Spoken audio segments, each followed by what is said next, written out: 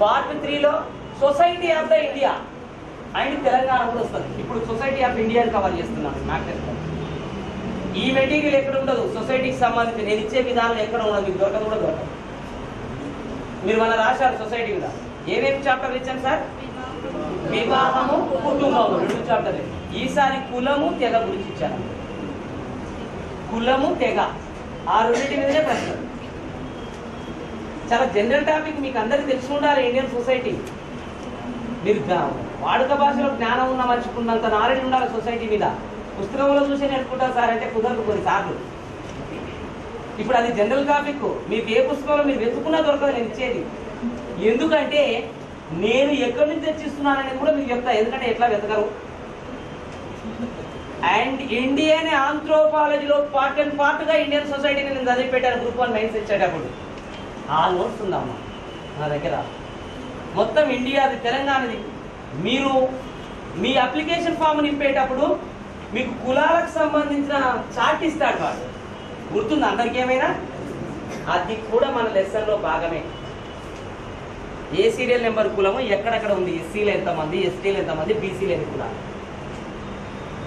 అది కూడా ఇండియన్ సొసైటీలో భాగమే. ఇప్పుడు మనకు ఉన్నట్టు ఇండియన్ తెలంగాణ సొసైటీలో పార్టీ.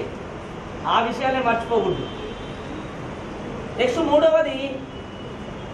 మూడవ పేపర్ 3లో Indian economy 15 marks, Telangana economy 15 marks జనరల్గా ఇచ్చారు. మళ్ళీ ఇండియన్ ఆర్థికాభివృద్ధి, ఎకనామిక్ డెవలప్మెంట్ మీద ఏ అంశాలు కవర్ అయితే ఇచ్చాను.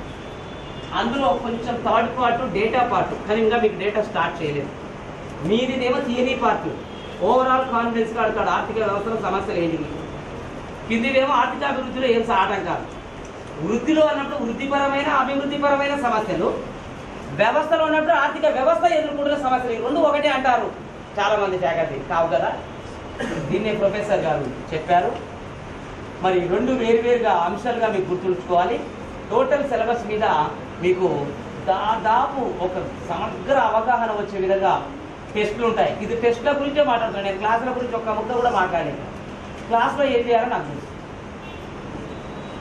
ఆ క్లాసులో ఆ పాఠం ఏంది, ఆ పాఠం మీద ప్రశ్నలు ఎట్లొస్తాయి, ఆ పాఠంలో ఎందుకు అడుగుతున్నాడంటే ఆ పాఠం యొక్క ఇంపార్టెన్స్ ఏంటి, దాని యొక్క ప్రాధాన్యత అప్రాధాన్యతల దృష్టితోటి అత్యంత షార్ట్కట్ రూపంలో మీకు కీ నోట్స్, అంటే అది చాలా ఈజీగా, అవి కూడా ఒక 25 పార్ట్లుగా చేసి సిలబస్ షీట్ ఇవ్వాలనుకుంటున్నాను రాబోయే రోజు.